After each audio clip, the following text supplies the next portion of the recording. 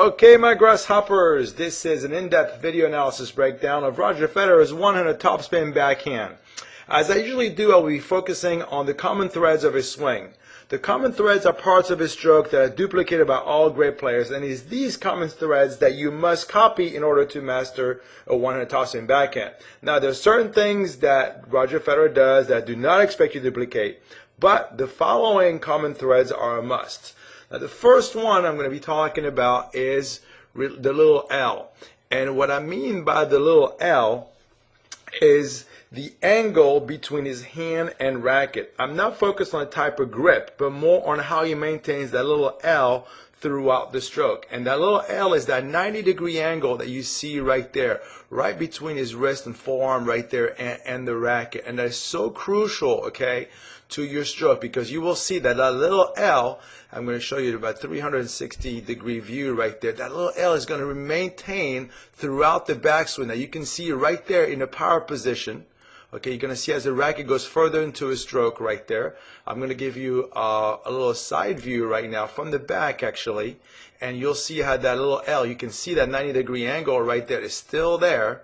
You will see up here in the power position when the racket goes right behind him, you'll see it again, and especially eye contact is going to be pretty much the most important time to have that 90-degree angle is right when he's making contact right there. So it's not so much how you hold. There's so many different one-handed backhand grips you can choose from, but you have to maintain that 90-degree angle, and you will see that that 90-degree angle remains throughout. If I'm going to move Roger back into frame right and watch how that 90-degree angle stayed throughout the stroke. So the little L is the first common thread that you must duplicate in order to have a nice, fluid, smooth 100 topspin backhand. Now, let's move on to the next common thread, and to me, it's the shoulder turn. I call it the first move in my common thread series. Is the first move that all great players make, and it's a shoulder turn, not taking your racket back, but just pretty much turning the shoulders.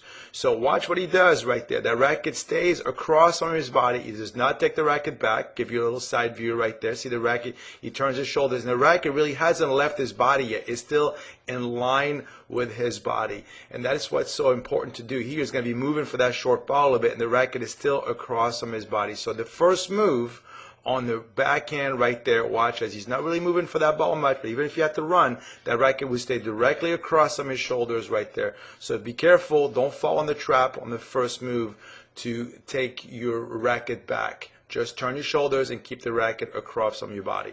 Now, on the next common thread, I'm going to be talking about the rhythm of the stroke. And sometimes as a teaching pro, we all get too wrapped up in how to hit the ball, and sometimes we forget the rhythm and the tempo of the stroke. And here I'm going to show you how the correlation between the last step right there. Now watch how right when his step is about to hit the ground right there, watch the correlation with that step right here, and as the racket, really the stroke begins, the racket goes into the forward move right there. And all these are 4 different backhands. So watch as his step hits the ground right there. You see the foot is about to hit the ground, and you see the stroke begin right there. So a lot of time my students, just they really focus so much on the how and forget, hey, let's really try to sync now the feet and the stroke. Okay, so important when you're going to step, and your last step right here pretty much unleashes the stroke. Okay, now I'm going to stay here with that step, because this is a great example right here of the heel to toe weight transfer. Now the heel to toe weight transfer is really going to allow you to really bend into the shot. A lot of my students end up hitting with a toe first, the leg locks up, and then you end up kind of swinging around. You're not allowing your weight to transfer forward. So make sure that you have a nice heel to toe weight transfer, and now we'll see how he gets his front leg to bend and really to shift his weight into the shot. All right, so that's a very important part of the stroke. The next move right there is what I call the power position. Some pros have call it differently, but I call it power position. To me, the power position is where the racket is almost parallel. I will show you right here. The racket is almost parallel to this back fence. Perpendicular to this back fence and parallel to the back fence. And you'll see it right here. The racket is going to be, you see, the racket is almost pointing right back here, but yet parallel to this back fence right there. To me, that's where that racket needs to go. This is where you're going to get a lot of power. See where the racket is pointing? Almost directly right there. Okay, it is perpendicular to this to the side fence right here, and the racket is almost parallel right there at a 90-degree angle to the back fence. So that power position right there is a must. Too many of my students do not take the racket that far back, end up kind of just arming the ball, and this is where you're going to really get ready to unleash all the power. And this is created by a good shoulder turn, but sometimes just really try to use your non-hitting hand. Roger, that's his left hand, to get the racket pretty much, really try to get it right parallel to that back fence and perpendicular to that next one. Now, as I was just talking about the left hand, I want to show you how long Roger keeps the non-hitting hand on the racket. Another really common mistake, and is how my students let go of the racket too soon. And watch how the left hand is going to stay pretty much right when the racket is about the left hip right there. So give you a different view of it, especially from the back side right here. You'll get to see that left hand stays right about there, and it is now that you're going to release the left hand right before your racket is going into the point of contact. So don't be afraid to hang on to that racket a little longer. Now let's talk about the leading up to the point of contact right here.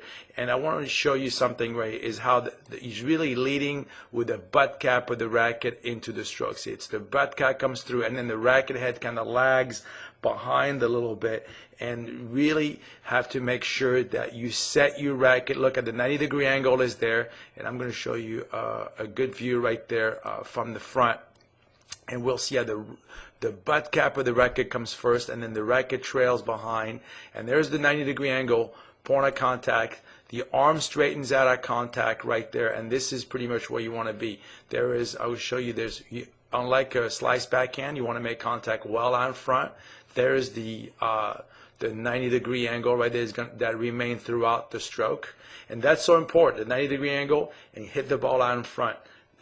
At contact. Now he does something very, very subtle right there, and I want you to watch right now the back foot. Watch how the back foot slides in to and behind the front foot. You'll be able to see it right here as well. Very subtle, but it kind of slides in.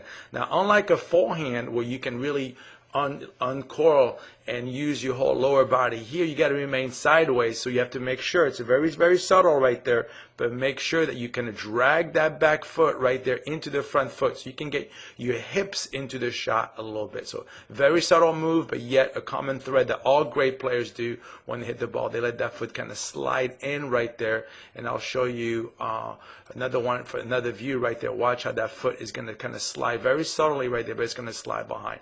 And now the follow through at the end. Now Roger kind of releases his hand a little bit. You'll see a little bit of wrist, but as I just mentioned earlier, what's so important is there it is, that 90-degree angle still reappeared at the end. So everybody can have a little different follow through. Roger really just releases the common thread on this backhand right there that a lot of the players will duplicate, will be the left hand, and you can see where the non-hitting hand is stayed back right there, right behind him.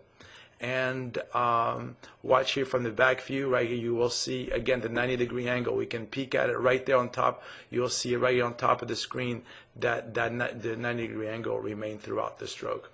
All right, my grasshoppers, I know there was a lot of little subtleties that Roger Federer, a lot of little common threads as I call them, but it is these common threads that are so important for you to duplicate if you want to really master a beautiful one-handed topspin backhand. So we're going to finish up with the stroke in slow motion from the front, right there. We're going to see it from the side right there. Good shoulder turn, right into the power position, great heel to toe, power position, point of contact, and release.